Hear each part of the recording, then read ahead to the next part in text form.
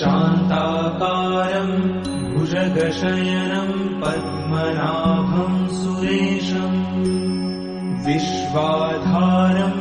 गगनसदृशं मेघवर्णं शुभांगं लक्ष्मीकान्तं कमलनयनं योगिभिर्ध्यानगम्यं वन्दे विष्णुं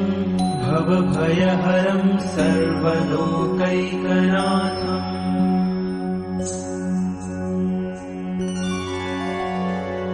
शान्ताकारं भुजगशयनं पद्मनाभं सुरेशं विश्वाधारं गगनसदृशं मेघवर्णं शुभांगं लक्ष्मीकान्तं कमलनयनं योगिभिर्ध्यानगम्यं वन्दे विष्णुं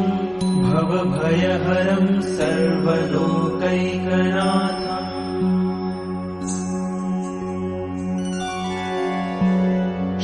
शान्ताकारं भुजगशयनं पद्मनाभं सुरेशं विश्वाधारं गगनसदृशं मेघवर्णं शुभांगं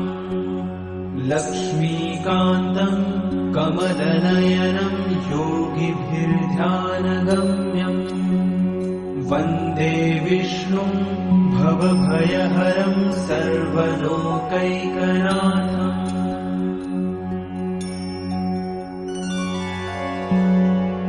शान्ताकारं भुजगशयनं पद्मनाभं सुरेशं विश्वाधारं